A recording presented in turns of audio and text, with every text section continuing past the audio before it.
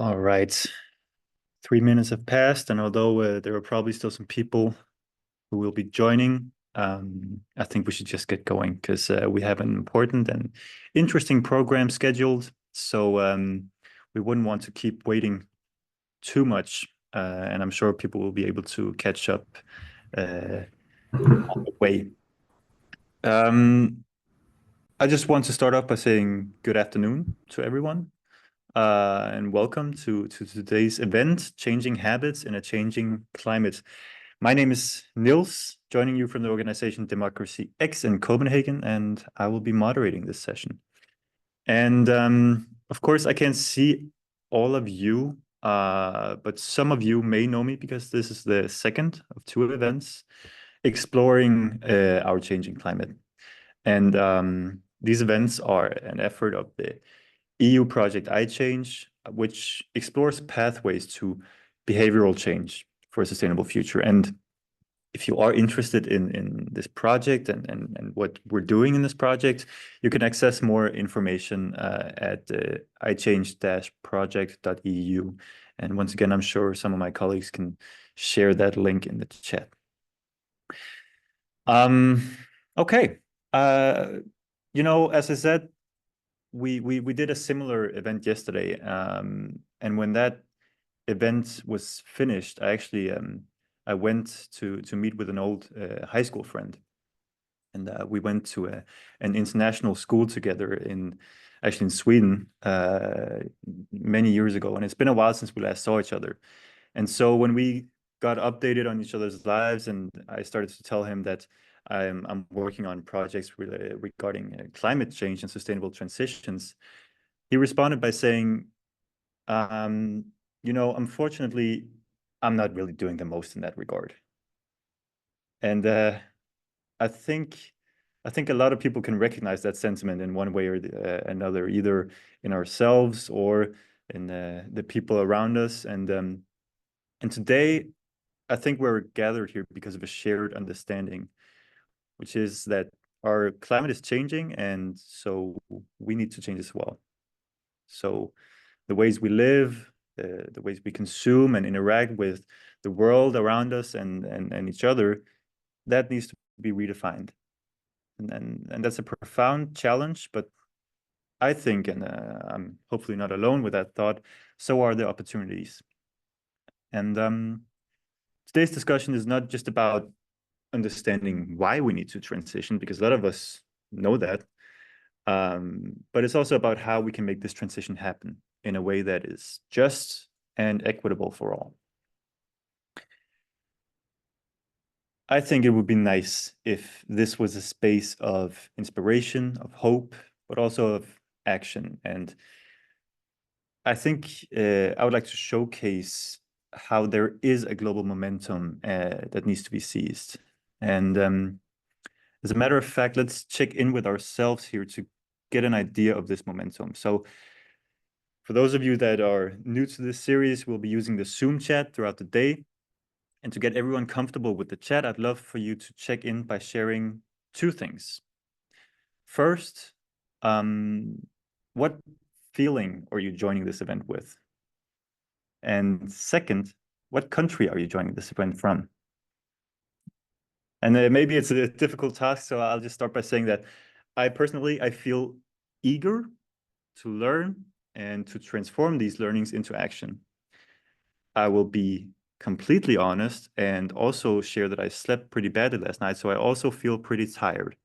Either way, I am joining you from Copenhagen, Denmark, and I can't wait to get going. So let's see what people are where people are joining from, and just use the chat. Okay.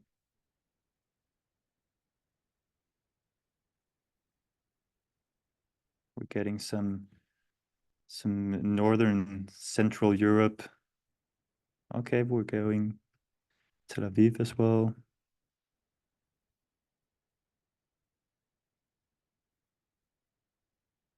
It's great to see people checking in, and of course, it's not for everyone to share exactly what's going on, but I see some people you know, sharing different states of being, basically. And I've got to say, to me, that you know, it represents some kind of energy, and not just like a free floating energy in this digital room, but it's energy that wants to be applied for change. And hopefully when this session is over, we'll all have a better understanding of how our energies can be directed. Okay. Just a few notes on what's going to happen. A key part of today's session is for all of you to share your thoughts and experiences, and so we'll have breakout rooms later where you can engage in smaller groups.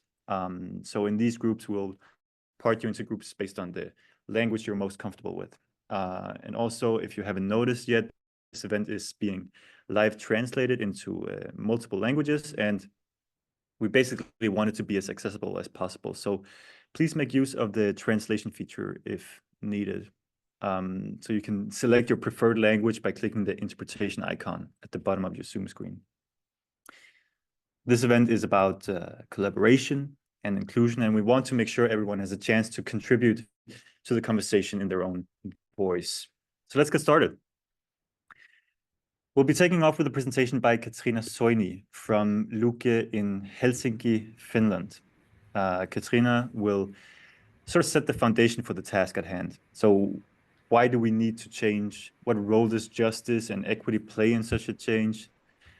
All these kind of fundamental questions about what's this transition all about? So please give Katriina a very warm welcome, and feel free to share any questions in the chat. We'll be getting back to them during a panel discussion after the presentations. So with that being said, Katriina, the floor is yours. Thank you, Niels. And good afternoon, everyone all over Europe. And greetings from Finland. So I'm Katriina Soini, coming from Natural Resources Institute, and working together Janne Artel and Tito Tapiola for Ice Change project. And we have been mainly focusing on the conceptual and theoretical issues related to transition and change that we need in the society in a just way. And the just transition is such a big issue and big words. And in a short time, I should somehow try to clarify what we mean with those, and how to proceed in society in a just manner, or make the transition just. But I will try to do my best to offer you some insights on this topic in a short time. Okay, unfortunately, I cannot see your comments or questions in the chat, but maybe we can come back to those in the end of the presentation. Okay, Niels already gave a very nice background for this presentation as well, and for the change that we need in the society because of the impacts of the climate change that we can witness every day, as floods and drought and storms and so on all over the world. And also the biodiversity, which not only threatens the wildlife, but also the human well-being, because the biodiversity provides the basis for the human well-being as well, through all the services that it offers, from food to cultural services. And also the huge waste and environmental problems that destroy the nature in many parts of the world, and in that way make the natural resources even more limited to be used for human well-being. And finally, the inequality, which can be seen as a poverty, but also a migration from countries to countries, and also many conflicts that are due to the unequal access to natural resources and well-being.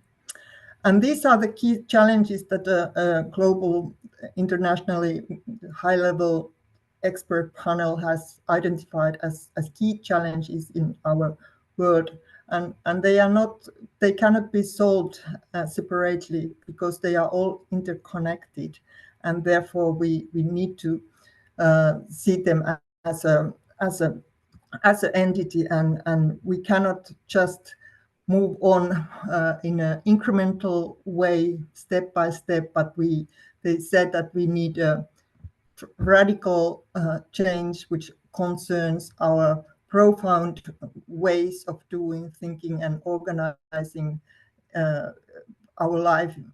And then this again means that we need to consider and rethink our underlying institutions and values that shape Can I just the societies and the values. Can you see the slides? Hi, Katriina. Yeah, I mean, we see a slide, the first slide, and I just want to make sure that that's what we're supposed to be seeing. No, I already turned to the second one, so okay. It seems that let's try resharing the screen then, so that we can get the visual stimuli. Okay, so can you see the what is transition slide now? No, we see just transition, and we see your PowerPoint applications. But Niels, would it then be better if I share the presentation mode, not the presentation, but the. So that I would share you the presentation. Would that help? Or I can share this one if it's okay for you. Yeah. I make it a bit bigger. Can you see it now? You should try to reshare in Zoom. Now. Can you see it? No, we don't see, because you need to share within Zoom. Okay. Maybe. It's in the bottom of the Zoom menu. You need to press the share button.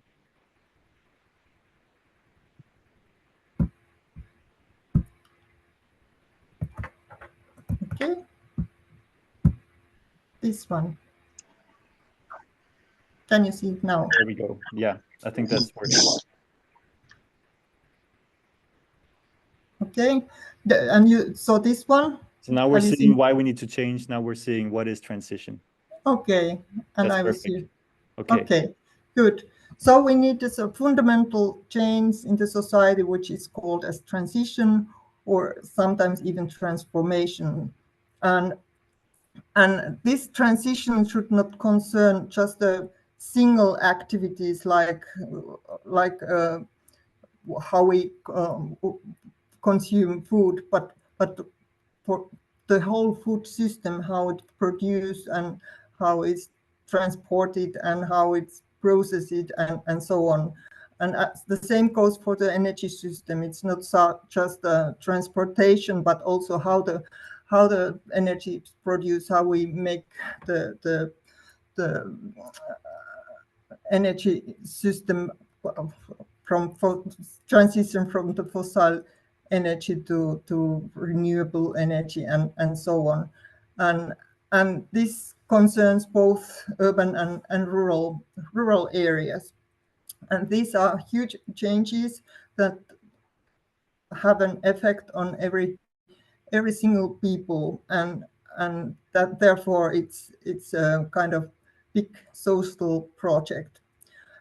However, this is for sure not the first transition that happens in the world. For example, the whole agricultural revolution was a big transformation in the society for a long time ago, which has a long-term impact how we live and so on. And certainly this is not the last. But the good thing is that we have more than ever information and scientific knowledge how to steer our future to make it more sustainable. So that's a good thing. But then the quick question is also how to make this kind of transition happen if we know that something needs to be changed. And often the society is described as as an iceberg. So we have a visible part of the society and then an invisible part. And the visible part concerns the everyday practices and events and also the material environment, while the invisible is about the mental models and beliefs and values that shape and the way we are living. And if we want to change the society and the world, we can think of different measures. Some of them may be addressed to this visible part, like taxes and new standards and regulations that shape our practices and consumption and production practices. While then there are also, but then we also need some more fundamental, issues that shape our mental models and beliefs and values. And of course, this may take sometimes more time, but it's really important that both levels will be addressed. So the easier things like taxes and standards are needed, but also those that really change our ideas and ways of living in the world in the long term. And then, of course, we have many policies from global to local level to enhance this change. And we have set global goals, for example, sustainable development, and also made agreements on climate change and targets for that. We have also regional policies like the European Green Deal, which aims to support the change, and also national and local level policies. Like in Finland, we have set an aim to be the first welfare society with net zero emissions in 2035. And all these policies also stress that it's important that these policies would not increase the injustices or inequalities between the people. So no one should left behind. And this is an argument, for example, that the European Commission has recently also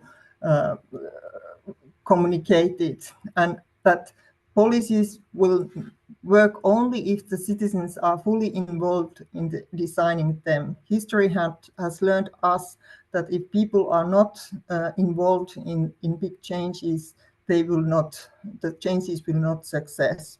And they say that the citizens are and they should remain a driving force in the transition. And here we come to the point that citizens are involved and are committed if they feel that the transition is just.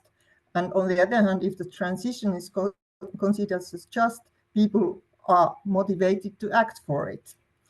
So the justice issue is important. But what do we mean with the justice then? So here is a figure that illustrates different kind of dimensions for justice or equity between people. And on the left hand, you can see the situation where people are in equal position in regards to this apple tree, and they have different access to the apples. And then it does not help that people get equal tools to access these apples. They are still not having the same opportunities. And then the equity dimension on the right hand side tells us that equity means that people will have tailored tools to have the equal access, and then but justice happens only when the conditions that will be equal, so that the system itself offers equal possibilities for people to access. So that is the justice in the full meaning. But then there are also different perspectives that we can take to the justice. So we can deliberate, for example, between how the different costs and harms of the transition, as well as the benefits, will be distributed.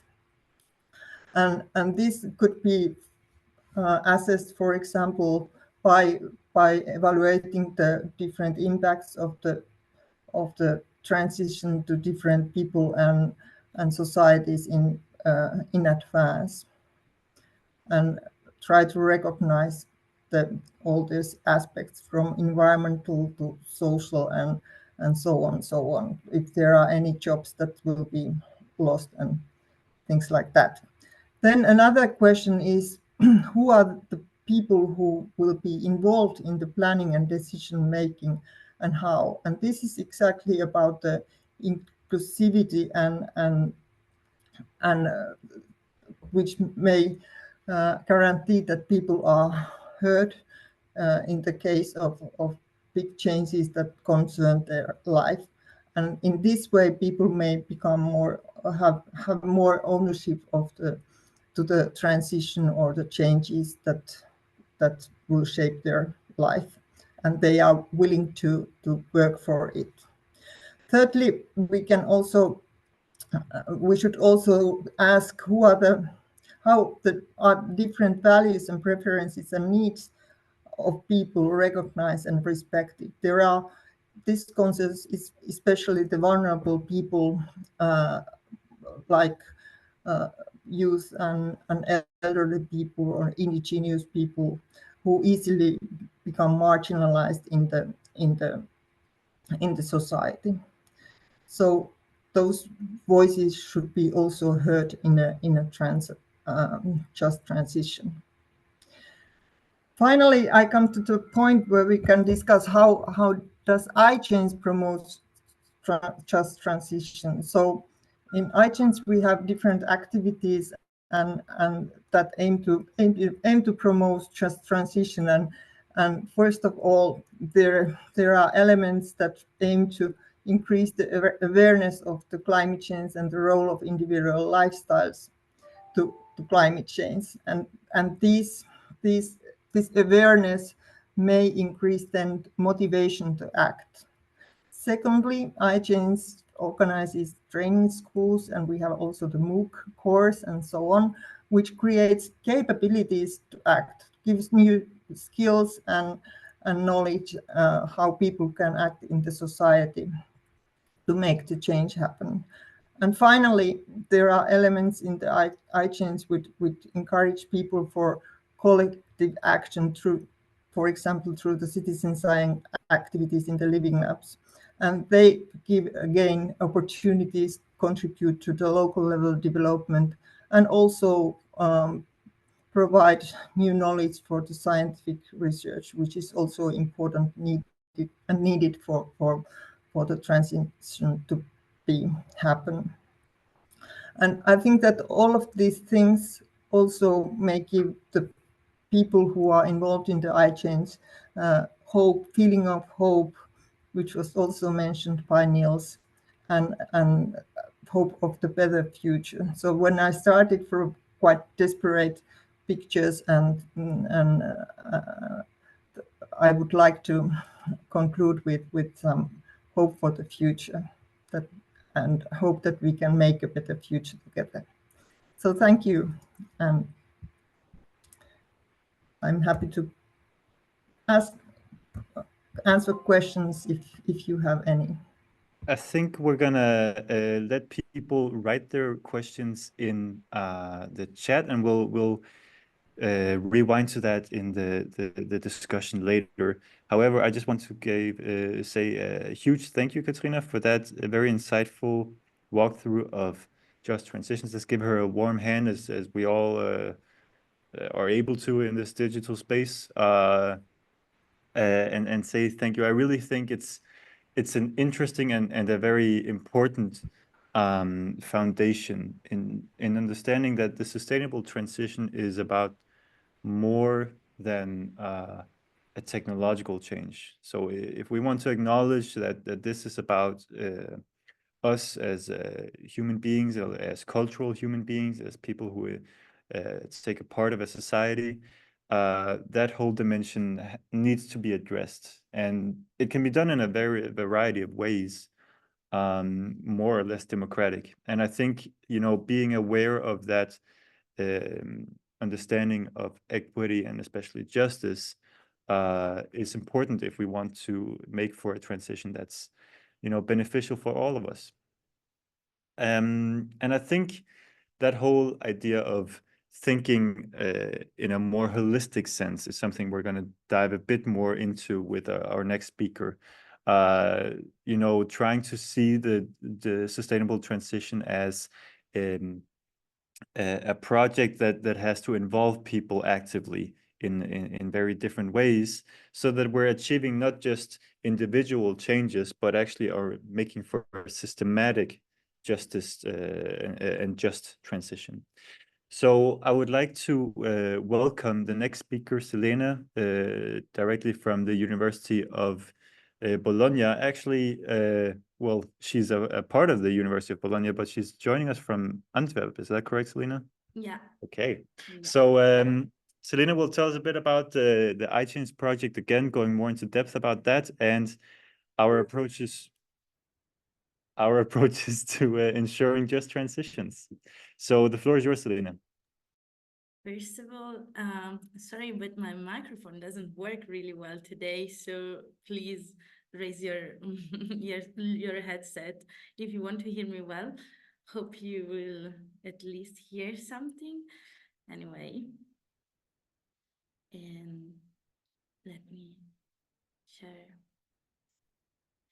Okay, can you see my presentation? It's perfectly clear. Perfect.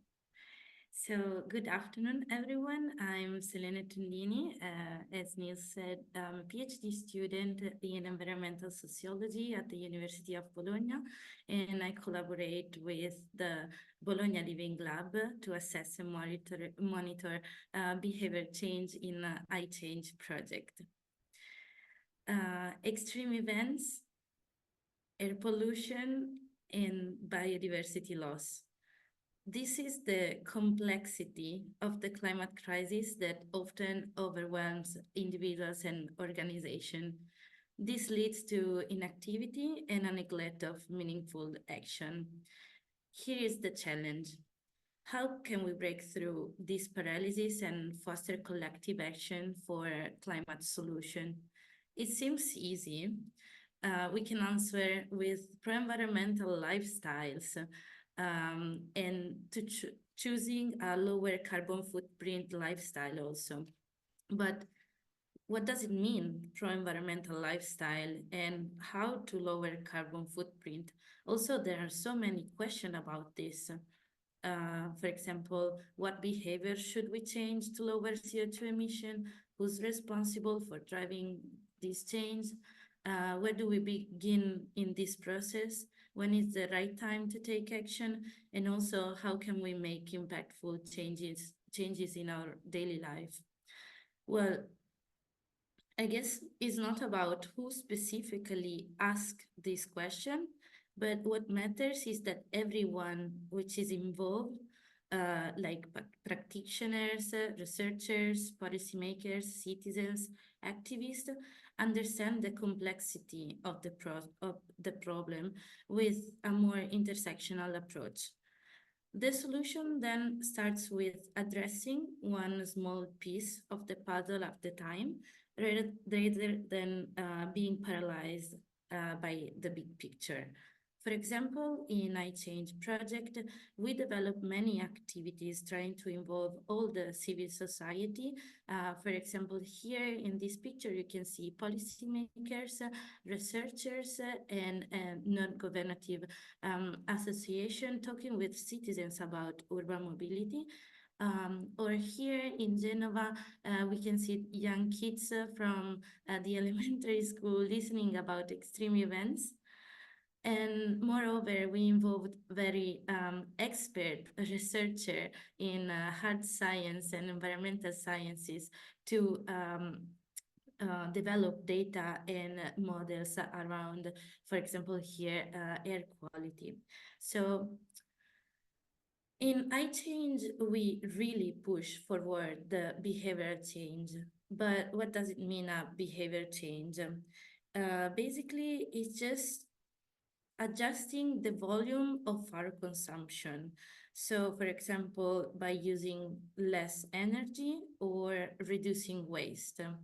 On the other side, we have the systemic change, which is a way to lower our carbon intensity lifestyle. And this means like shifting from the carbon fossil energy, to fossil fuel to renewable energy, or transforming completely our industry. The reality is that to truly combat climate change, we need both. But most importantly, behavioral change must be systemic and not just individual. However, there's a gap in between. And this gap is filled by the approach we use in iChange. The Living Lab approach helped to bridge the gap between individual action and the systemic shift needed. This approach offers, first of all, community engagement, so stakeholders at different levels working together to scale solution in multiple directions, and also context-based approach. Through a trial and error approach, communities can really experiment various solutions and to decarbonization. So if you look, for example, about the community dimension of Living Lab, we can see that Living Labs emphasize stakeholder engagement across different levels. Here we can see, for example, in Amsterdam is another iChange activity where citizens and researchers were collecting data all together on heat wave and temperature. And involving all the stakeholders, we can really ensuring solutions that are holistic and context sensitive. It's a continuous process of scaling the shift in various aspects, from energy to urban planning to adaptation on extreme events across time and space.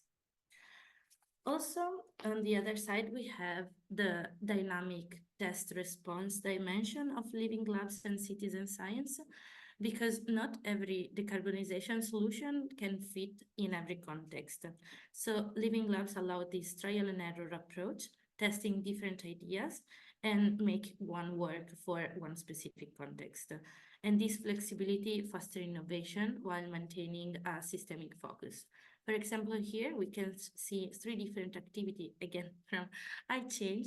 Those are, all of them are mapping activities, so the same approach, definitely. 3 different contexts, so we have Bologna on the right side, and then Dublin and Ouagadougou. So trying to apply the issue of urban mobility, of air quality, of extreme events, through the same approach, but with different outcomes. And this is the beautiness of the Living Lab approach. I want also to highlight actually 2 also crucial characteristics for the Living Lab approach, which actually were already kind of mentioned from Katriina in the previous presentation. First is that this approach.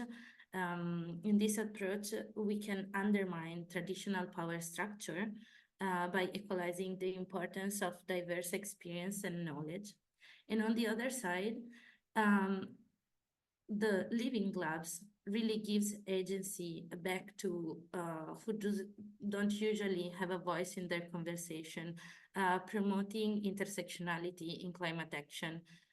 With intersectionality, and I quote Crenshaw, who developed the definition of intersectionality, we can mean a lens for understanding the way that multiple forms of inequalities sometimes compound themselves and create obstacles that are often not understood among conventional schemes, end quote. So yeah, at the end, we already feel that gap with the community shift approach promoted by Living Labs and citizen science. So Living Lab foster a community level shift in behavior, and they create common spaces of well-being, helping communities collectively to adopt more sustainable and low carbon lifestyles. A key takeaway that I would like to leave you actually is that collective action rooted in a real world experimentation is essential for address climate change. And this is our community, the community from all the living labs, from Bologna, from Asselt, from Genova, from Jerusalem, from Ouagadougou. And this is the community change that we aim to foster within our project. In conclusion, we can say that the shift from individual to systemic behavior change is critical to in addressing the climate crisis. And citizen science and living lab approach definitely offer a framework to drive collective action and develop contextual and community-driven solution. So in a change, this is how we address the complexity of climate crisis, one step, one community, and one system at the time. Thank you. Thank you so much, Selene. That was really insightful and interesting. Let's give a hand to her as well. It was really a great perspective, and there's a lot to think about in terms of what's being done and the whole notion that this is a systemic change. And I kind of see these living labs as a bridge where we, when we partake in them, we may see our own action as a part of a larger system, and then hopefully helping us being able to see that we can push for a greater change when we go together. And that really helps me understanding, how we see a lot of people talking about a feeling of despair and a feeling of isolation in terms of the climate crisis and the behavioral change that needs to follow it.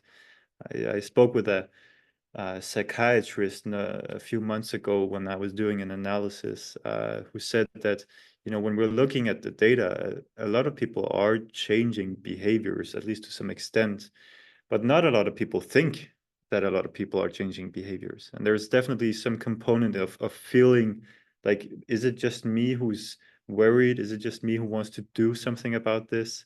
And maybe that's, being a bit of a barrier.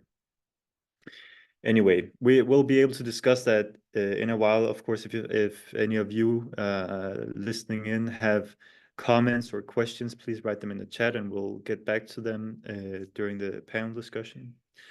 I just want to note one thing from your presentation, Selene, which probably is a bit of a segue to the next, and that's hopefully this kind of approach makes for one step, one community, one system at a time. And I think that's almost a little bit provoking to me in the sense that a lot of us, probably all of us in here, know that there's a lot of urgency and we need to make these changes rather fast. And of course, the complexity isn't minimized because we have to do it fast. On the other hand, it's actually getting trickier to do these things fast.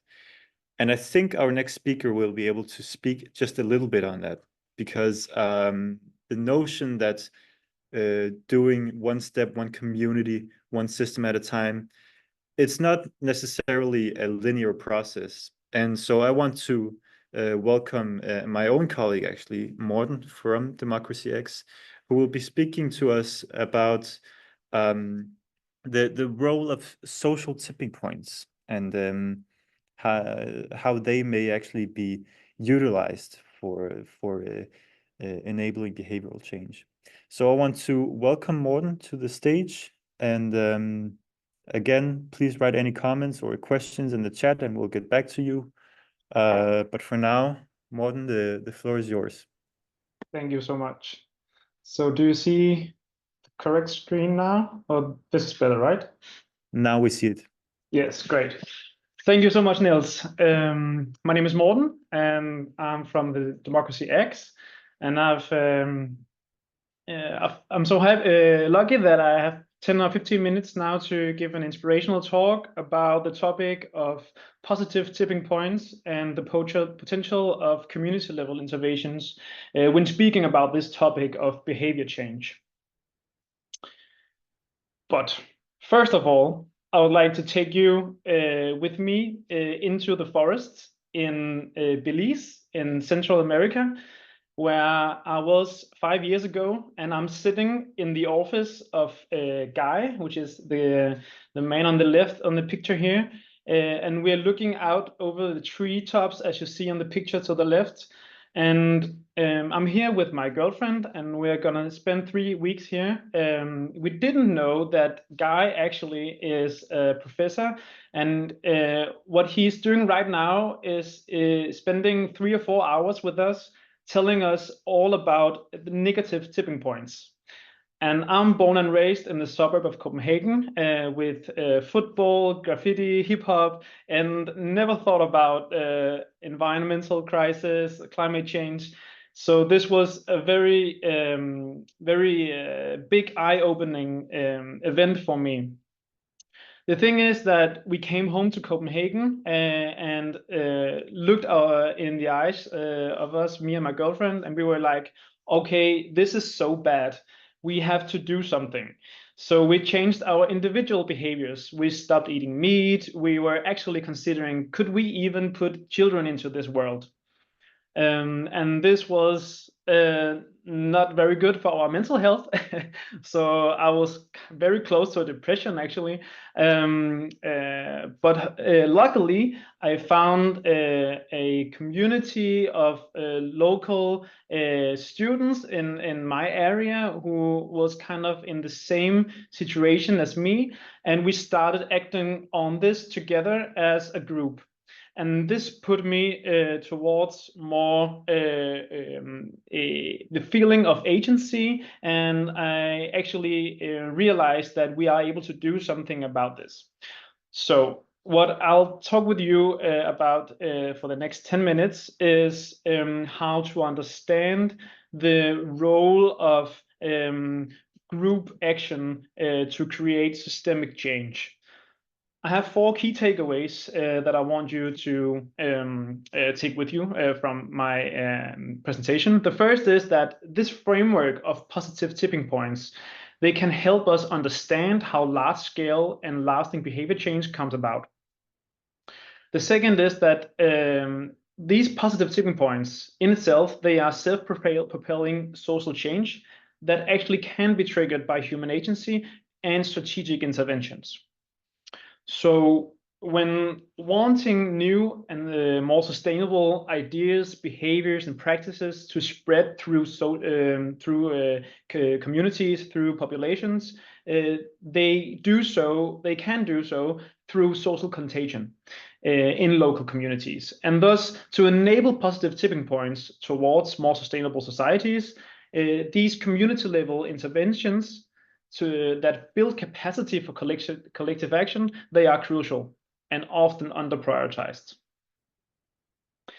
So I'll try to say a few more words about this. So why should we even talk about social tipping points? It's because that change is slow, except when it's fast. So given the potential for negative tipping points, you know all about these in the climate and the ecosystems that we have, that the professor told me about in the forest, right? Given the potential for those, the urgency for rapid social change towards global decarbonization has never been greater. And history shows us that big societal changes can happen rapid and unexpectedly. So using a system thinking approach can help us understand when and how such changes happen.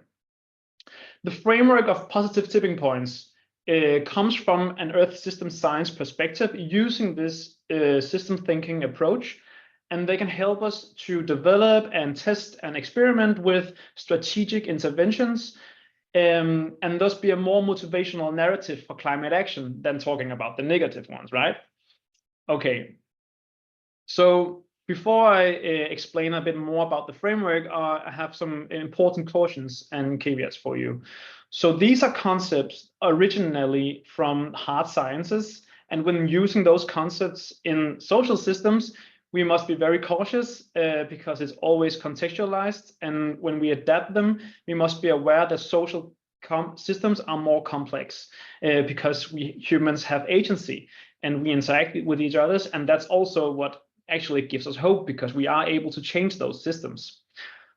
But we need to be very aware that the specific thresholds for tipping points are hard to predict and always case specific. Good. So one way of thinking about tipping points is that I imagine you're all sitting on a chair, right? So if you try and lean back, the thing that you never were allowed to do in school, if you lean back and find the balance point where a tiny nudge will determine whether you end up lying on your back on the floor or sitting back upright again. At that tipping point, an exponential change can happen. So whether you go a bit further or a bit back, the change can become self-reinforcing and continue by itself, even though you stop pushing. And that's how powerful force of change can happen. So just to give you the definition here, it's when a small change creates a bigger transformation of a system because it triggers self-propelling processes and becomes very difficult to stop again. Another picture, and this is the last one I want to give you before I get more concrete, is when you push a ball up a hill. It takes a lot of hard work in the beginning, but when you reach the hill top, there can be a tipping point, and then the stone starts rolling by itself, and the social change becomes a lot easier here, even though you stop pushing. Okay, so let's get a bit more concrete. That's the definition. And an example is that we've seen how electric vehicles has become the safe choice for consumers, unexpected from various points of views.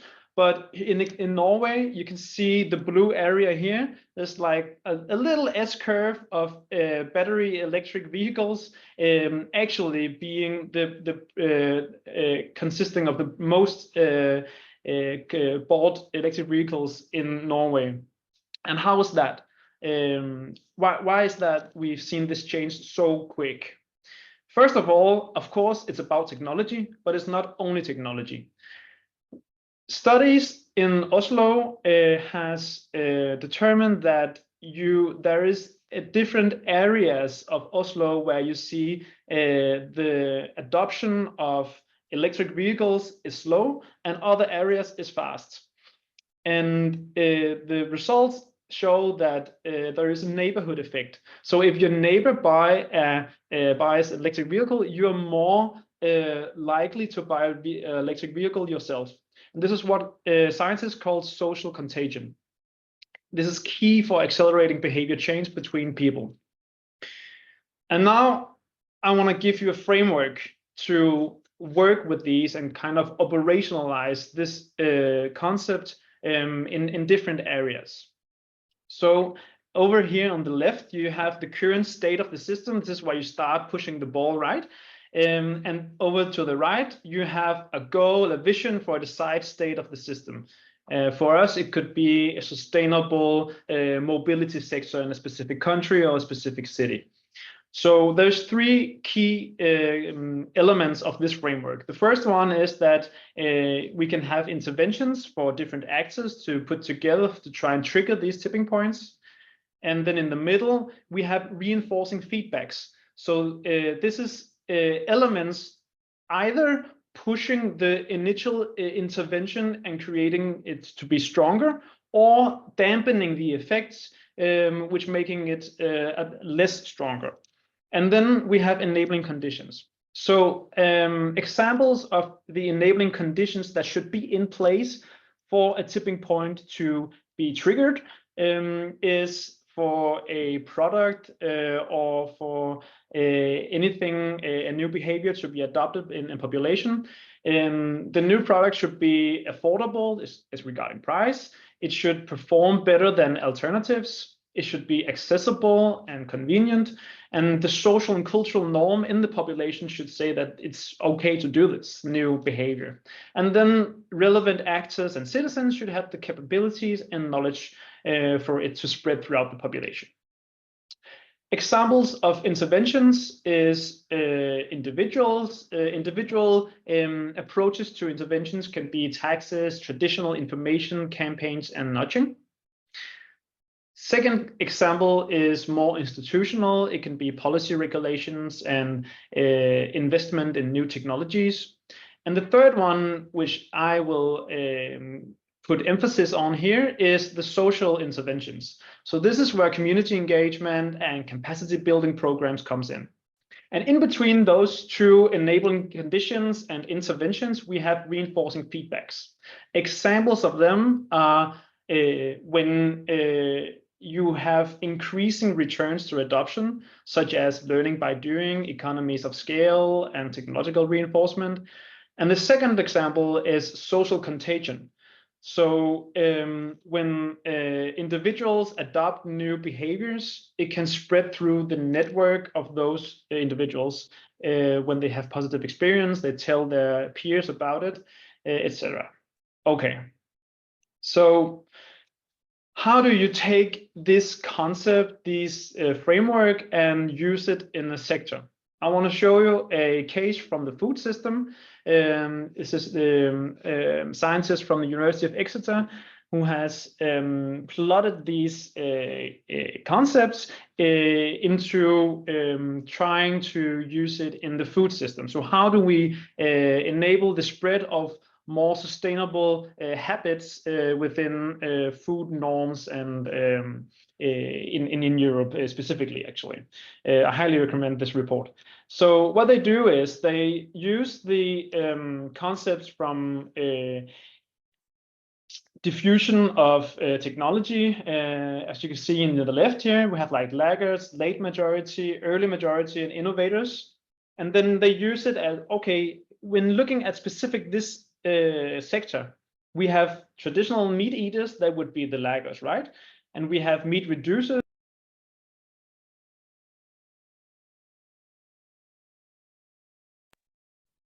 Okay, I'm back, right?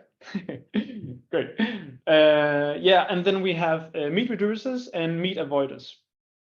And what they do is, okay, when we understand that behavior spreads in social networks, you are able to focus your intervention on the people most likely to adopt it first, and then they can spread through their networks to the next in line, so to speak. And they have visualized this to the right here, having the S-curve, and you have the reinforcing feedback loops going up and down. And the range of possible thresholds usually is between 10 and 40%, but again, it's case specific, it's always contextualized. But some experimental evidence from Centola, Damon Centola, for example, shows that it could be around 25%. And when those 5 enable conditions are met, a large-scale tipping point can be triggered. Great.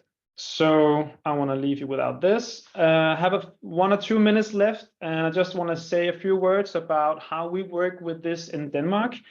So the key point here is that when you understand that new behaviors spread through social network, those networks, the structures of those networks can either make the spread fast or make the spread slow.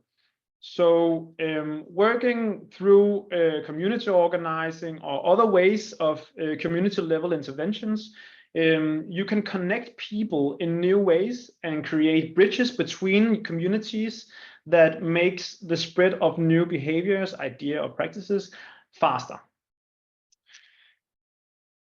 And one way of doing that is working with social movement theory and combining the systems work. And this is the picture you see here is of Marshall Gans. He's a professor of Harvard Kennedy School of Government, And he has quote about social movements that they have narratives and they tell stories because they are not just about rearranging economics and politics, they also rearrange meaning. And they are not just about redistributing goods, they're about figuring out what is good. And doing that through leadership building is one way of doing it. So he defines leadership as accepting responsibility for creating the conditions that allows others to achieve shared purpose in the face of uncertainty. And I have one slide more where I show how we work with this more concretely in Denmark. So first of all, this is my colleague Lotus, and she's in a leadership training workshop, training local ildsjæl, we say in Denmark. It's like local people which is motivated to take action, training them in leadership practices, and then allowing them to be motivated to host house meetings and coaching them in how to make a snowflake. So people in that house meeting creating new house meetings and then talking about how they can act on this issue that connects to them, how they can create collective action. And then connecting that, so here we get to the systemic point, because connecting those individual and group level actions with the systemic point of view, gathering those house meetings and local ildsjæl, local people taking leadership in greater and bigger meetings in their municipalities. Okay, that's it for me for now. Last, I have two questions you can take with you. So how can this framework of positive tipping points help you in your work? And which social interventions could you imagine in your context? Thank you. Thank you so much, Morten. Let's all give a hand to Morten. That was a really insightful and inspirational walkthrough. And I just want to say thank you for taking your time going through this. I think those questions that you just asked are worthwhile to think about for all our participants. But I have some questions back for you and also to the other presenters. So if we could just spotlight Selene and Katriina as well and get you all back on the stage. I think it would be nice to have just a quick discussion on some of the points that we went through today. I think one of the I think one of the things that I want to jump back to from the early presentation, Katriina, is the notion of justice and equity. That really it's both a useful concept and a tantalizingly difficult to grasp concept to me, because exactly when are we talking about what and how is it enabled? And I see some people ask that in the chat as well, and I think it would be nice to just have a quick talk about what are the enabling conditions for just transitions and equity. Yeah, big issues and a lot of concepts around them, as I shortly described. For me, the justice is a kind of ideal for the society. So maybe it's something that never can be reached, but we should aim for that.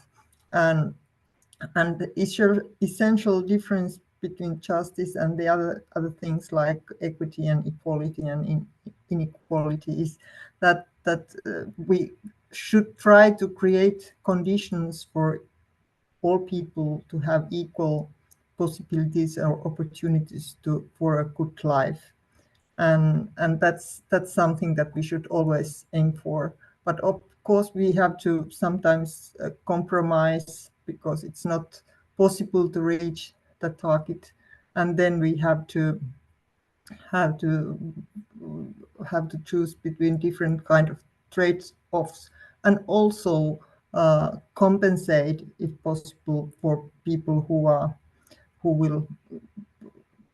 will suffer from these actions that are required for transition into society. So it's a very complicated issue, but what is, I think, most important is this inclusivity, so that people feel that they can participate, they can also have an impact on the issues that concern their life. So I think that's they are heard. That's the basic thing that we can start from.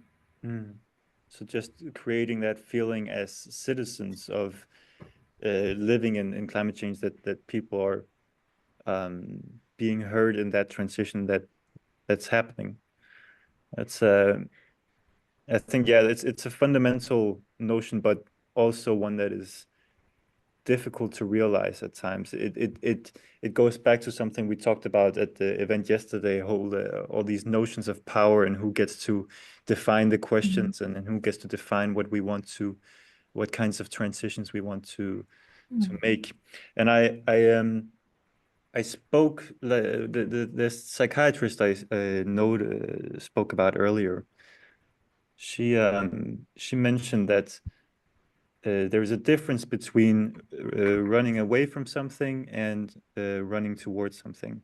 And a lot of our efforts in changing our ways and changing behaviors may be framed by this narrative that we have to avoid a climate catastrophe, which is true. But her point was that there is such a great potential in making a narrative that is focused on a future society that we want to create and that we want to live in. And there we could make the definitions of justice, of equity, and living within the planetary boundaries. So that whole definition of what kind of life do we want to live? And I think that goes back to what you were saying, Morten, about the whole rearranging meaning quote from Gans about why we're doing this, what's the meaning of all of it, and finding meaning in what we're doing. Could you just make a few points on that whole motivational part? Yeah. Sorry. Sorry, was it me? Let's go with Morten first. Okay. Sorry. I hate people just speaking without being asked. So I hope that was asked, right? You were asked, absolutely. Okay, so the concept of meaning. Well, maybe I can answer with a tool from a theory, a way of thinking in community organizing, where for someone to engage and participate in something, you need three core elements. So you need your head, your heart, and your hands. So your head is that you have the strategy, you have the knowledge that you need for taking the action, for engaging. Your heart is that you have the values in line with the specific action, you have the motivation, the feelings for it. And your hands is that you have the competences, you have the concrete tools to do it. So when talking about meaning and social movements, it's how to develop relationships between people, building on these three core elements in order for more people to take the responsibility of enacting others to act together with them collectively. I hope that makes sense. It makes a lot of sense to me. Of course, it's a bit, it's a big concept to grasp, but the whole notion that you have to know something about it, and I guess feel something about it, and then be able to do something about it, roughly translating what you're saying here, it makes sense to me. And I think if we want to put that in the context of climate change, Selene, and the whole way that we try to make living labs, is that something that could that you either see reflected in the way that we make living labs, or that could or that could strengthen the way that we make living labs? Yeah, definitely motivation and like doing meaningful stuff is one of the main drivers of behavioral change, and we discovered this dimension also using our framework, behavioral change framework, the famous combi model. So yeah, definitely.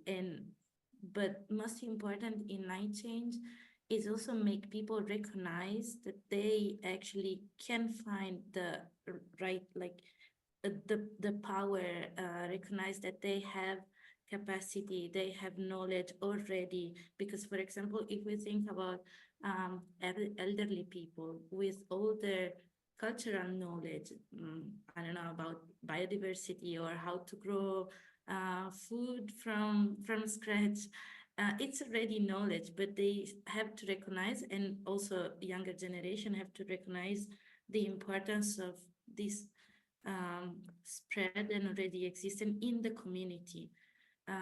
So, and give a meaning to that for behavioral change in the context of climate crisis. So yeah, definitely.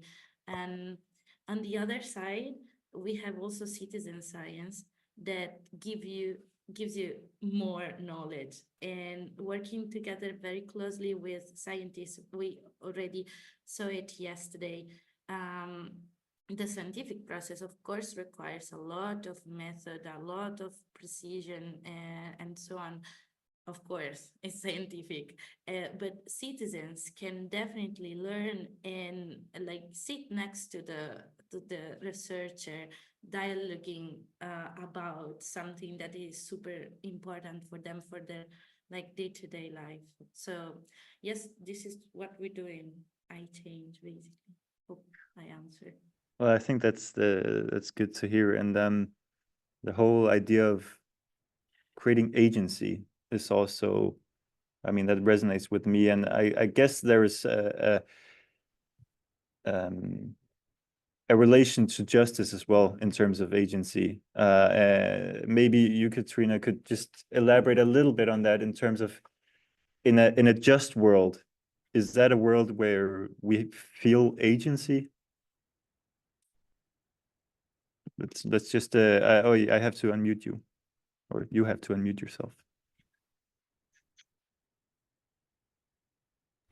Yes, definitely. Good that you mentioned the word agency. It's exactly that people feel empowered to do something, and for themselves, but also for the environment and the community. I guess that's the key issue. And here we need to take care that they have these capabilities and opportunities and this enabling environment that will create that agency or support that agency. So that's one thing. And I would like to come back to Selena's presentation, and also the whole idea of iChange, where we are collecting environmental data through citizen science activities. And we all know that that environmental knowledge itself is not necessarily sufficient to make behavioral change. But if you are not just a passive receiver of knowledge, but producer of the knowledge, and you can play with the knowledge, that's another dimension, or gives another meaning for the environmental knowledge. So it's not just the knowledge that you receive, but you produce, and you can get you understand meaning different way, I could believe. I think could you does that maybe I'm gonna go on a lip and ask you, Morten, what does that make you think, that whole notion about knowledge? Well, that makes totally sense to me. So that in Denmark, the last 10 or 20 years, the approach to climate action has been focused primarily in the intersection between institutional individual approaches, and has not been that much about the social. So for knowledge to be actionable and create meaning and motivation for people to change habits, to change behavior, I definitely see a potential in citizen science and approaches like this, especially because you take that information and you're becoming co-producer of it. So the whole concept of co-producing and co-creating together with citizens is very meaningful. So yeah, and yeah, I'll just stress the importance of also having the capabilities, the hands, the skills, and the heart, the meaning, the feelings, the values. Why should people participate? Not only the knowledge, the head, but also engaging and with people around storytelling, and why this actually matters to them, to their local communities. What do people care about in their local communities? The fight against climate change is also a fight for things, for values, for places, for people they care about, and that's an important aspect of engaging people in climate action, if you ask me. Yeah, I mean, if I could just supplement that with an example also from Denmark, that, you know, as we're seeing across Europe and I guess globally, there's urbanization happening, and that means that a lot of local communities are having a rough time in different ways. Schools may be closing, or public transport may be weakened, or the local grocery shop is closing down because it can't run. And what we're seeing in some areas is that when people find the right capabilities and the right organization of themselves, they're able to make these energy communities, so to say, which is essentially, you know, going together to make sure that there will be solar energy or wind energy being constructed in their local neighborhood, and then diffusing that economic surplus in the local community. And that's a story of people going together and saying, okay, we need a just transition. We also want to have a local community where our kids can go to school. We want to be able to move around with public transport. And so, you know, integrating sustainable transitions in the narratives that give us meaning and the ambitions that give us meaning is very powerful in at least some areas. Is that what we're seeing in Denmark? I want to just go into some of the questions that are being shared in the chat, and I just want to devote a little bit of time to, I suppose, the more technical questions, and one being, I'm going to translate it a little bit in terms of the amount of people being engaged in. Originally, the question was directed at living labs, but I think also it could be about how many people do we need for sustainable transitions? Like, because you're saying, Morten, you're saying that we need these, we need the hands and the hearts and the heads. Does that go for all of us, or could you talk a little bit about that amount of people that need to be engaged for social tipping points to occur? Yeah, so this is where it's very important to be aware that social systems are complex and it's always case specific. But IPCC, UN's climate panel, is kind of, when they are looking through the literature, they are using the range between 10 and 40% of people to adapt to new behaviors for it to pass a tipping point and for it to be self-propelling throughout the population.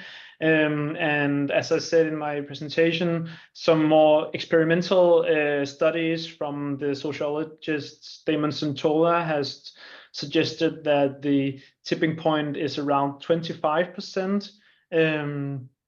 But again, it's always very case specific. Yeah, and your question was? It was about, you know, maybe to me originally, there could be like a thought that, okay, if everyone on planet Earth had this knowledge or had this incentive, then we could finally make for change. But what I'm hearing from you is also that a few people are able to, you know, make that little push for a transition. Okay, yeah. So that's one of the takeaways that I'm taking from the framework of tipping points, is that we are actually not supposed to focus our energy on the whole population. We can start places that are more relevant than other places. We can start with people, communities, areas that are more relevant than others, because when we find those local informal leaders, they can take a responsibility for new actions and local community initiatives that can spread through those social networks. So the framework can be a way of kind of stepping back and saying, okay, so in the system that I've defined here, so let's say that we're looking at a municipality, a city, and we want to spread more sustainable ways of mobility. It could be carpooling. When you're looking at that city, at that municipality or local area, who are the local leaders relevant for this sustainable behavior to spread? It could be local football trainers, because a football team is a relevant place for people to carpool, right, when they go to matches. So you when you're looking at it from this point of view, from this framework, you're not focusing on everybody everywhere all at once, and instead narrowing down to the people relevant for spreading these new behaviors through their social networks. That makes a lot of sense, Morten. Thank you. Selene, when we look at the iChange living labs, I think someone asked for how many people were being engaged in the living labs, and how big of a percentage that is in terms of the city population. And that's kind of a question in the similar vein of what we just spoke with Morten about. How do we go about making for changes in a city like Barcelona? There's a lot of people living in Barcelona. And what kind of an impact does a living lab have?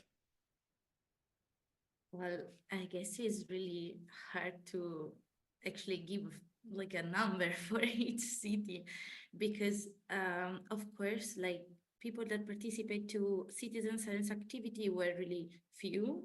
I would say like 100 each city, because of course we use the meta tracker, as we saw yesterday, like really sensors and tools, which are not very much, but this has an impact on the people, their surroundings, the ones are doing the actual activity of citizen science. So, for example, in some focus group that we had here in Bologna, all the participants mentioned that after the citizen science activity, they went home talking with their roommates, flatmates, relatives, and so on. So the impact and the knowledge, and also the transformative power of those activities were basically multiplied and double and triple all the time that someone were like adopting one of the behavior talk about or we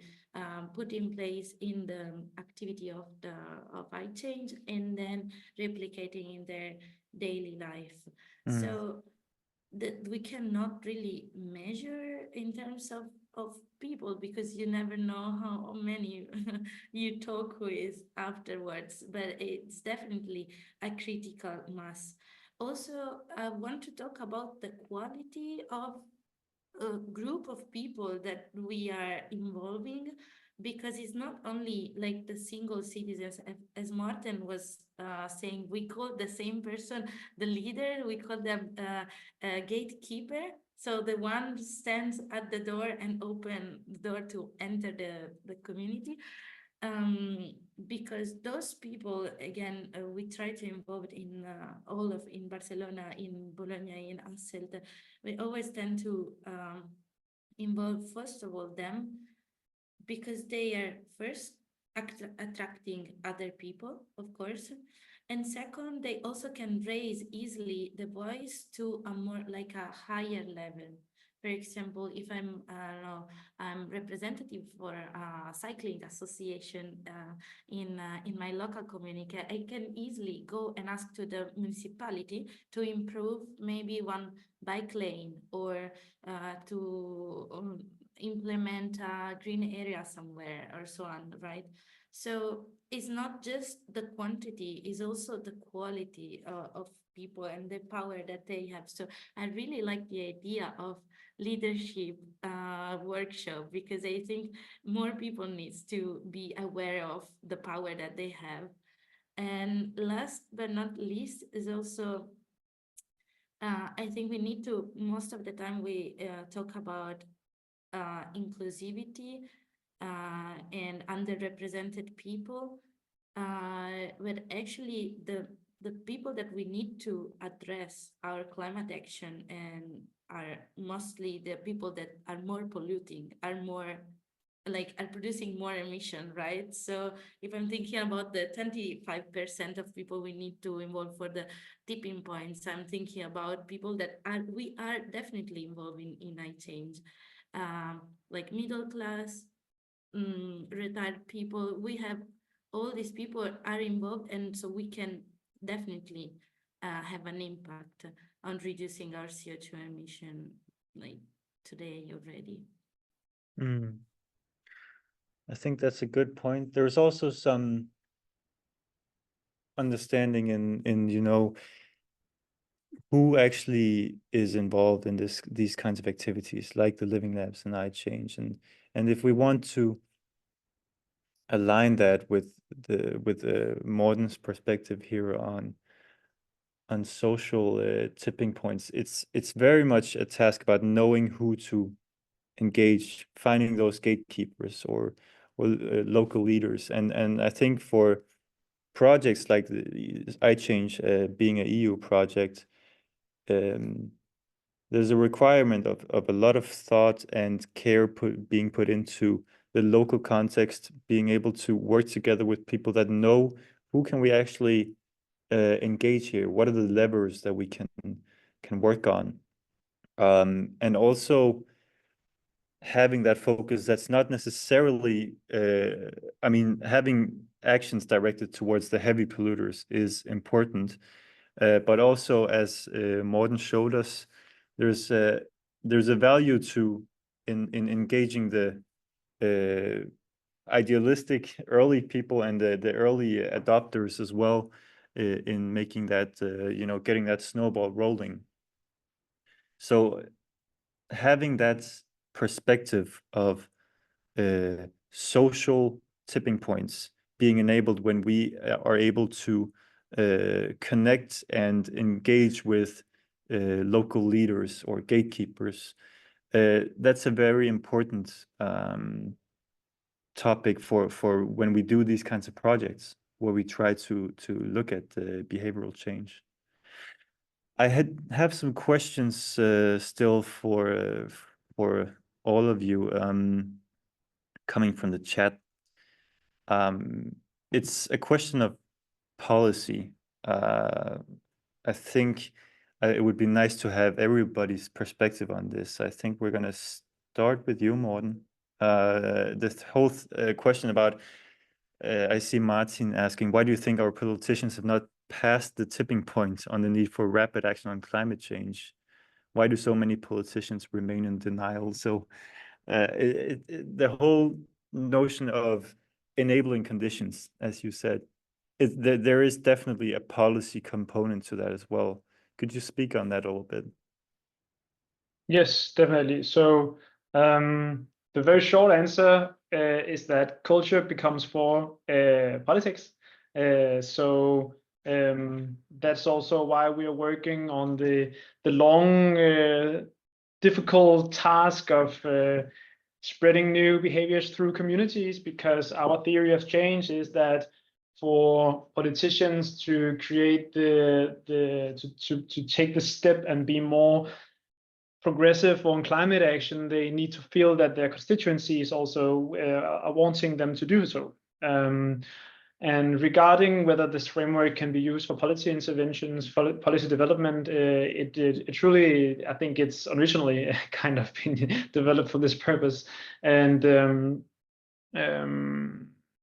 a key point here would be that we need different we need interventions, we need policy developments, both on the individual interventions, institutional interventions, and also the social interventions together. And the specific policy mix is important at different times. So maybe I can show, I think we have time, right, for me to show the... Go ahead. Yes, I'll do so. Thank you. Because this is actually my favorite slide. But in relevant of the, so what do you see now is the screen. We're seeing your edit mode on tipping the food system, and just a blur of gray. Is this better? No, now we're seeing your. Now. Yeah. Okay, great. So I showed you this before. Mm-hmm. And when if you zoom into the specific time of this decade, just before this tipping point, so here up until 2030, you get this graphic. I love it. It's beautiful, right? Okay, so short, it shows you how the different policy mix in the green timeline here. You see my mouse, right? This is kind of the timeline up until 2030. So it shows that for the different enable conditions here to be triggered, to be met, you need different kind of policy interventions at different times. So speaking specifically about food systems, we need innovations and investments to drive the performance. We need public procurement and financial incentives to drive price and convenience conditions, you see here. And we need national dietary guidelines, regulation and new advertisement and marketing regulations in order to drive cultural norms and capability conditions. For us, we would add, this is adapted from the University of Exeter report, but from our point of view, we would add programs of community organizing for the new cultural norms to be applied throughout the population. And then you need the carbon tax. This is placed just before 2030, but it doesn't mean that you don't need to have the political agreement before. It can be, it's just a sign of that it can be kind of slowly phased in from a beginning. Yeah, so that was just a way of showing how different policy interventions can be used from the framework of positive tipping points. And then there's also like the feedback mechanisms. So we have yeah, and I can talk too much about that. Yeah. Yeah, we're gonna cut you off, but it's an interesting report, and like Morten, I would encourage all of you to check it out. It's interesting stuff. I think Katriina, could we just get a point from you as well in terms of the whole the utilization or the changing of policies for justice? I mean, you would imagine that policies would go for just societal standards, right? But still we're seeing injustice in a lot of different ways. So how's that? How's the connection between policy making and justice? Yeah, I would say that from the policy-making perspective, this is a very tricky question. If we, on one hand, need radical changes in the society, and on the other hand, we have also promised not to leave no one behind, and also not to increase in inequalities. So that's a really hard task.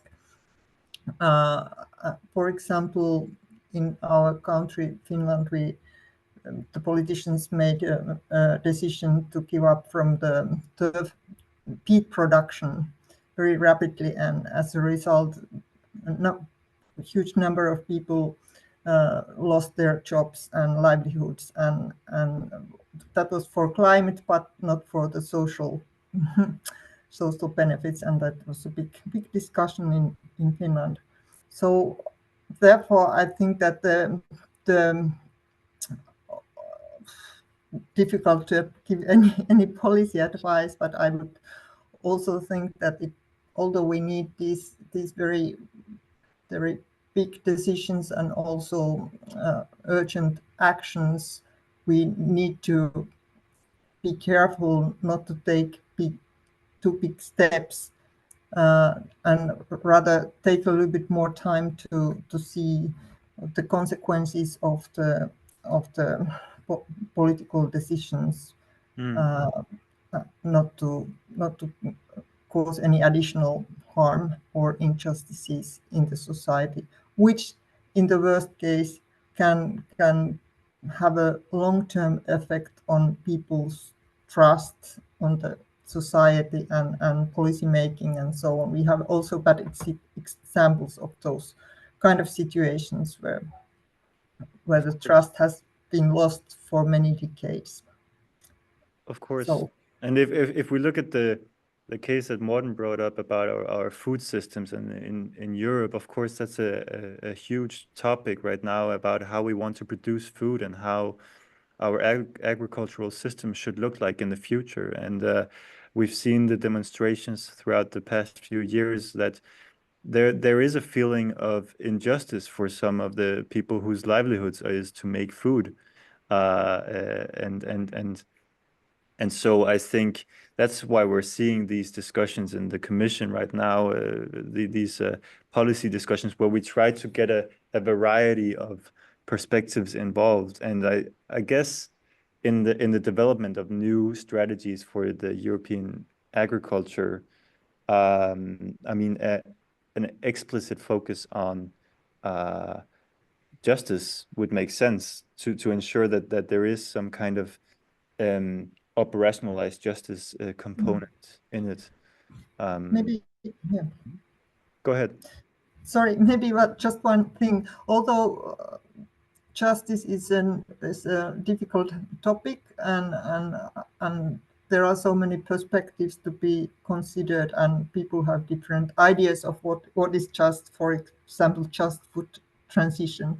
But we have in Finland a very nice research project which was able to co-create or co-produce criteria for just food transition together with the scientists and different actors from the food systems.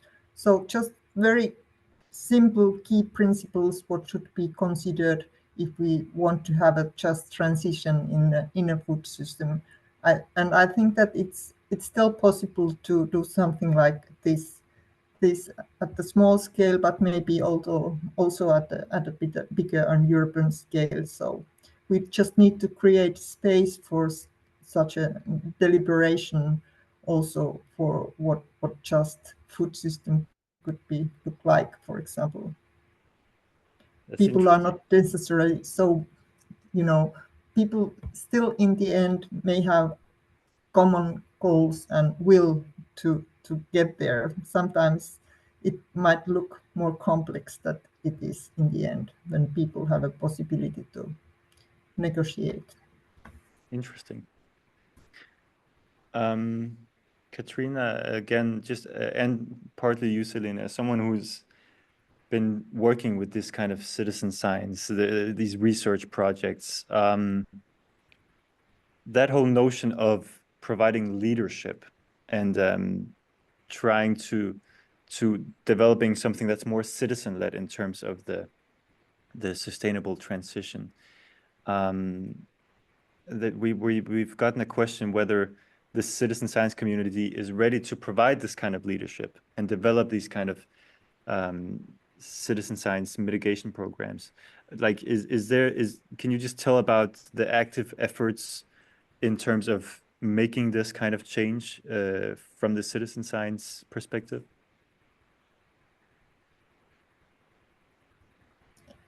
Maybe this is for Selene, because you are more involved in Living Lab activities. Yeah, well, not easy answer. For sure, the citizen science movement in general all over the world, also North America, Asia, Europe, of course, it's huge. So there are many experience of citizen scientists, both bottom-up activities, so bottom-up initiatives from really local stakeholders that want to raise an issue to their government, or which is more likely the chance here in Europe, pushed by the all the financing program of the European Union, right? So it's a bit more top-down, I would say. So the movement is huge, and I think it can make the difference because democratizing the science, so sharing the knowledge among very different social groups, is way, I don't know if this is the solution, but it's definitely part of the solution for the climate crisis, because acknowledge people about the problem, make them also accountable in somehow for the emission that they are producing and so on, definitely change the point of view, the starting point of view for a behavior change. Not sure, this is not enough, definitely. It's not like that. Also because we have many data and reports and evidences that we need to change our way of consumption and so on, but still it's not going to happen. So it's not enough. We can do more, but definitely citizen science initiatives are important. And I would like to mention that actually are more important probably in the local context, as I already probably said thousands of times also in the presentation, because like really citizens can bring on the table of politics, policymakers and so on, specific issue and supported by scientific evidences. So for example, if I see that there is a kind of, I don't know, biodiversity lost in a green area, I can tell you, I had 50 citizens collecting data that this bird was not appearing in the last, I don't know, 6 months. So definitely there is a biodiversity loss, and there's nothing that the municipality just have to take this information and make something on a higher level to change it, right? So, and this is just one example. If your citizens are pushing you for taking decision and making new policy based on scientific evidences, then there's no much that that politicians can do. So yeah, that's my idea. Thanks, Selena. We're gonna round off this discussion slowly and give the floor to the participants in the upcoming breakout sessions. I see still some points being made in the chat that maybe we could share in the smaller groups so we're able to discuss them. I have one more question for Morten, and then I have a question for the three of you. And I'm going to let the three of you prepare for the final question, which is about, based on your perspective and what you're seeing, what gives you hope, and not just a vague or a naive form of hope, but what are you seeing that's providing some kind of optimism and actionable hope? Selene and Katriina, you can think about that while Morten answers another question, which is the whole idea of social tipping points.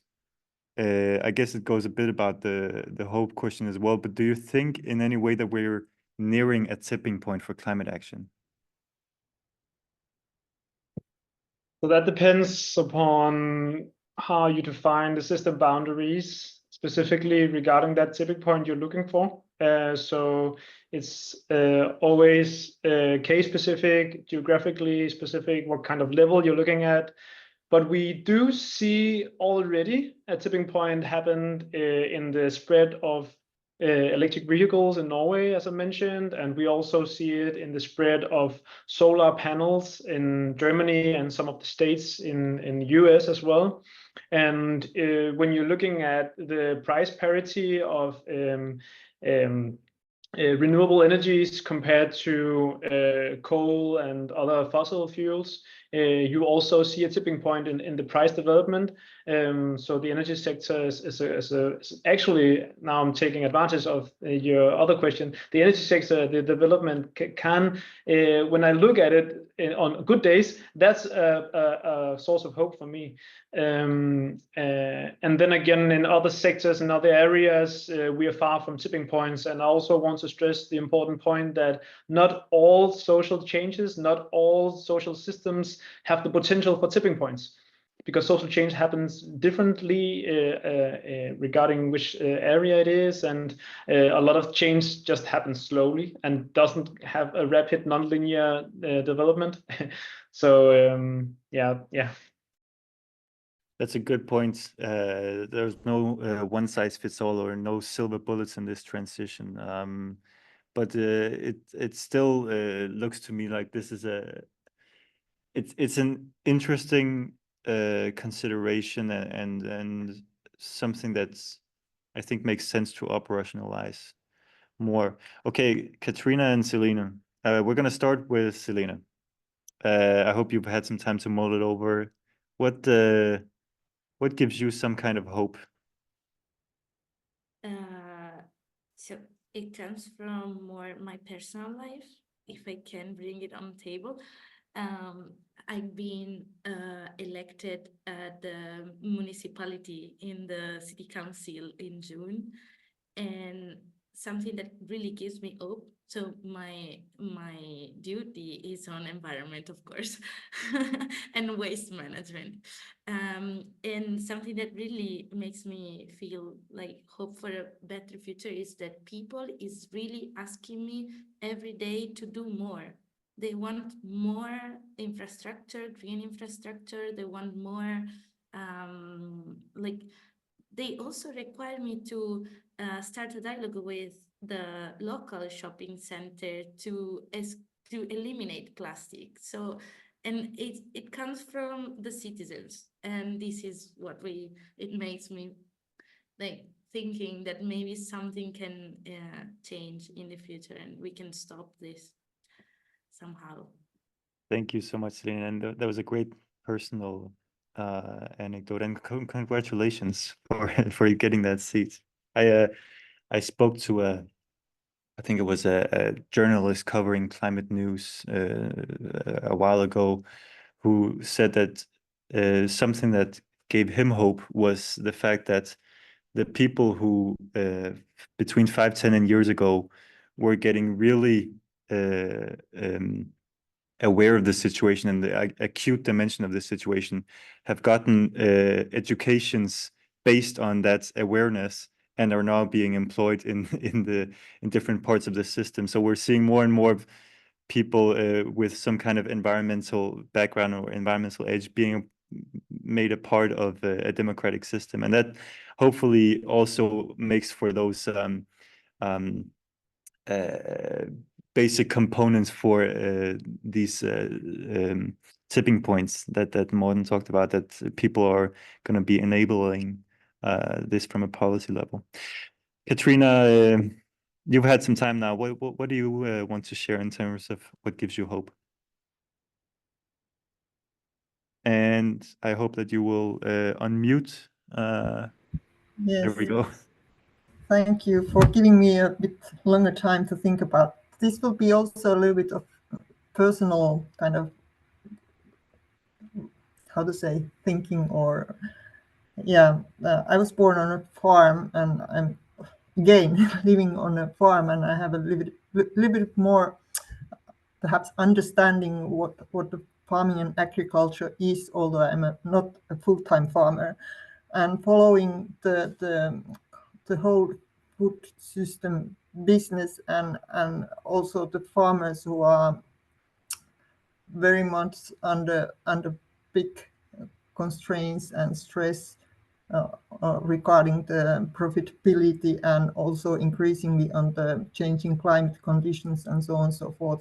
I feel that it's a really difficult profession, but still there is a group of farmers who are eager to develop their farming practices towards regenerative farming and trying to take care of the soil in order to better adapt to the changing environmental conditions, and finding new ways to make farming profitable. And they have been successful, at least some of them, and there are more and more farmers who are doing this. And I believe that in the end there can be different way of producing food, not only in this small scale but also in the bigger scale. And also farmers who are saying that they are ready to change the whole agricultural policy system and build something totally new. So I think that there is some kind of preparedness already in the society for big changes, and also people who are willing to take the leadership. So that gives me hope. Thanks. Thank you very much for that, Katriina. That was a great story. I know you shared it shortly, Morten, but could you just reiterate a quick sum up of what gives you hope? Yeah, I think I actually want to stress something else. So what gives me hope is that we are seeing developments within our democratic systems of new ways of thinking, new ways of involving citizens and stakeholders in the collective decision-making processes that are so relevant, so needed for the green transition to happen. Meanwhile, on the other hand, we also see higher investments, higher funds being allocated for collective action, for capacity building programs. Those two combined gives me hope. Thank you. That's a good inspirational source of hope. I hope that I don't want to leave you with any naive hope here, but I hope it gives a good breeding ground for just a few reflections among yourselves. So now it's time for us to just go into the group discussions and just have a quick session on what we all gathered from today. All right. Welcome back, everyone, to the plenary session. I hope you all had some nice spaces for reflection. We're going to close today off by just sharing some of the experiences that you had in the breakout rooms. Just a quick recap from the facilitators. And I'm just going to select a couple so that we don't go too much, actually, so that we don't go over time at all. I would like to hear from the French-speaking group. Sandra, could we just get a quick overview of what you spoke about and what your reflections were? Yes. So I had we were situated geographically in Ouagadougou. I hope I pronounce it right. And in fact, the main problem there is a lot of wait just a second. Sorry, my brain from French to English is not so.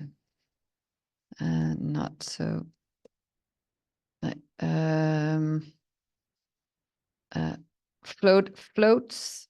So flooding. So Okay. and a lack of systems for garbage. So what we talked about is that the participants, they had changed their behavior, but primarily because they needed to, otherwise they could lose their house, their home for the due to floodings. And they were also saying that what is the most important for them in that change, apart from the urgency, is when it's made easier to change behavior. Right. That makes a lot of sense. So the structural changes, the enabling conditions, as Morten maybe would put it. Thank you so much, Sandra, and thank you for doing that language switch for us. I know that takes a lot of mental work. We're gonna jump straight into the Spanish-speaking group. I would like to hear from you, Antonio, if you could just give a quick recap as well. Yes, thank you, Niels. So in the Spanish group, we were speaking about the changes in lifestyles and some choices like using public transportation, adapting the way we use our homes, using less air conditioning, and taking profit off natural ventilation, for example. But these changes, they were perceived as more related to environmental awareness and not so much to climate change directly. But for example, also very interestingly, there were some people talking about changes in schedules, adapting to temperature, to rising temperatures. In Spain, for example, waking up early in the summer so you don't have to walk in the sun. And also the shift across different generations. Younger children are more prone to adapt to these new lifestyles. But also there was a reflection on if this was something that parents passed to younger generations, so they didn't really interiorize the reason why they had to do that. So that was also something that was discussed, that maybe we need to work with children so they really understand that this is different to how things were done in the past, and there's a reason why.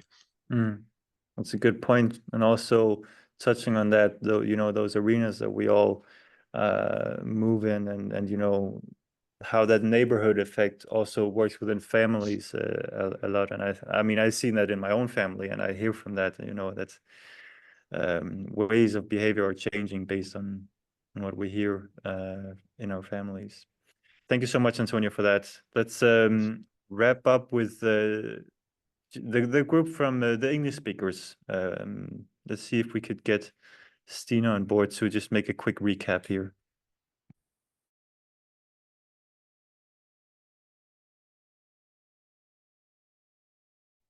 Thank you. So we were talking about how time and money are big motivators to make a change as well. So not only the neighborhood effect, but also the opportunity to save time and money. And we talked a lot about concrete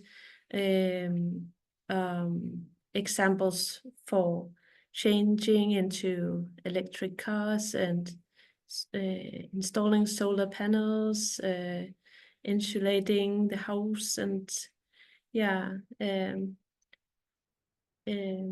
things that you can do yourself, and also change of shopping behavior, buying secondhand clothes, change your food habits. And so we were very concrete in how to make a change and what made us make these changes. So that's what that is what I think I will highlight here. Yeah. Thank you so much. I want to wrap up and say thank you to everyone, all facilitators and all participants for sticking with us throughout this event. It's to me been a really interesting day in exploring more than just what we can do individually, and what we can do when we actually go together or think about this sustainable transition in a matter of systems and of communities. The potential that of change that there is in this is, I think, huge, and it's necessary to utilize. I want to say thank you to everyone partaking of today. We will be sending out some informational material on this event so that you can revisit it in one way or another.